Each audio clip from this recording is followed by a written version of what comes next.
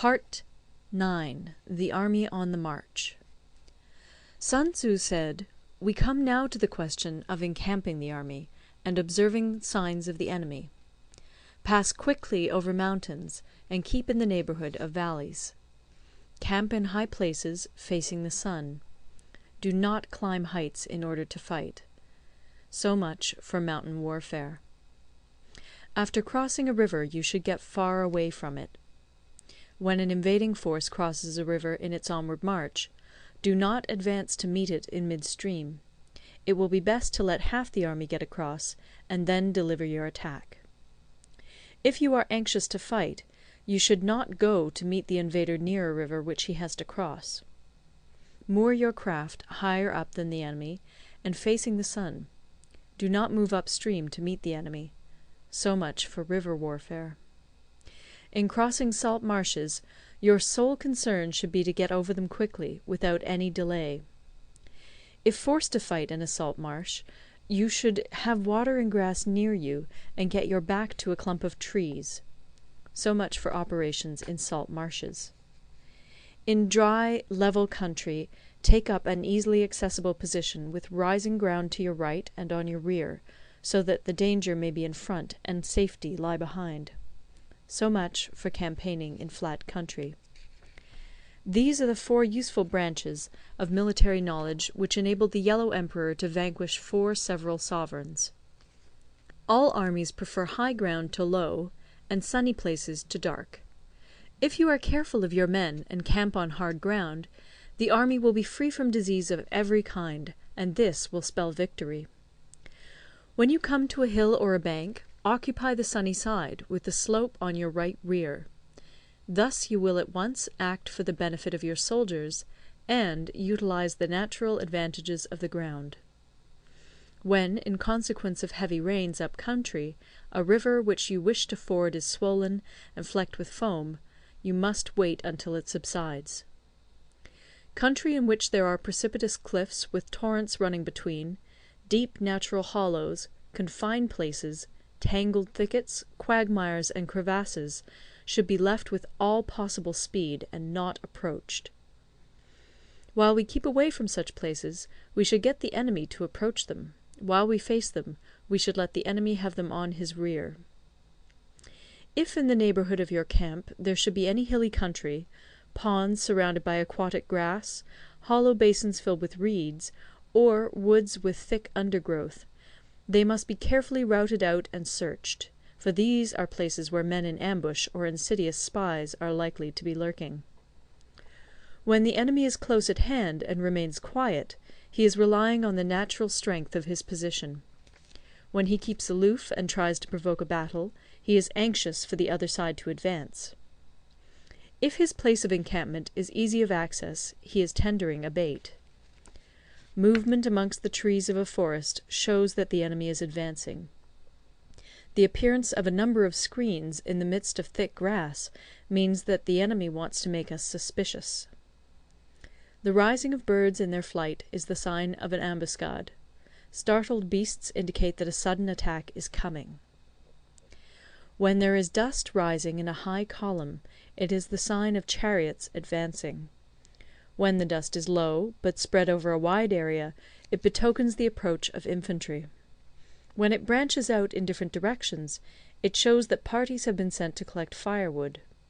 A few clouds of dust, moving to and fro, signify that the army is encamping. Humble words and increased preparations are signs that the enemy is about to advance. Violent language and driving forward, as if to the attack, are signs that he will retreat. When the light chariots come out first and take up a position on the wings, it is a sign that the enemy is forming for battle.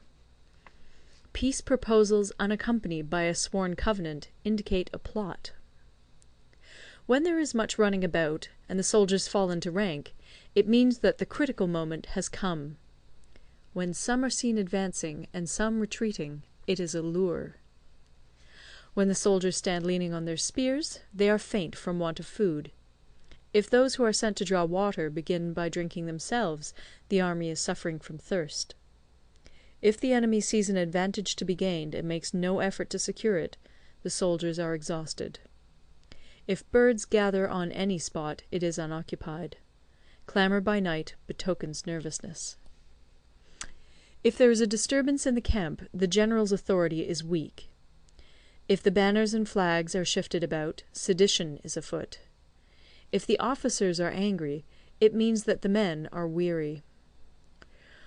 When an army feeds its horses with grain and kills its cattle for food, and when the men do not hang their cooking pots over the campfires, showing that they will not return to their tents, you may know that they are determined to fight to the death. The sight of men whispering together in small knots, or speaking in subdued tones, points to disaffection amongst the rank and file. Too frequent rewards signify that the enemy is at the end of his resources. Too many punishments betray a condition of dire distress. To begin by bluster, but afterwards to take fright at the enemy's numbers, shows a supreme lack of intelligence.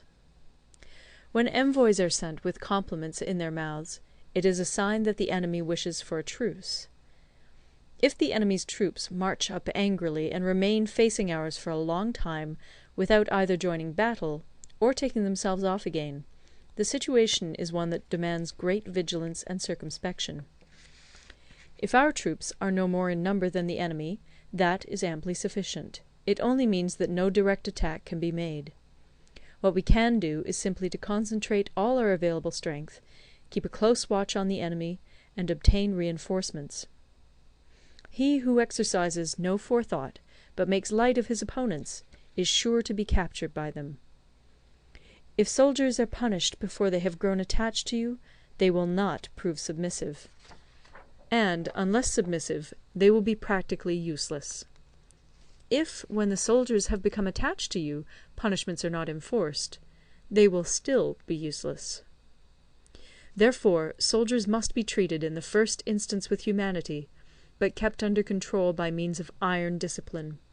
This is a certain road to victory. If in training soldiers commands are habitually enforced, the army will be well disciplined. If not, its discipline will be bad. If a general shows confidence in his men, but always insists on his orders being obeyed, the gain will be mutual. End of Part 9. Part 10. Terrain. Sun Tzu said, we may distinguish 6 kinds of terrain, to wit, 1. Accessible ground, 2. Entangling ground, 3. Temporizing ground, 4. Narrow passes, 5. Precipitous heights, 6. Positions at a great distance from the enemy. Ground which can be freely traversed by both sides is called accessible. With regard to ground of this nature, be before the enemy in occupying the raised and sunny spots, and carefully guard your line of supplies. Then you will be able to fight with advantage. Ground which can be abandoned but is hard to reoccupy is called entangling. From a position of this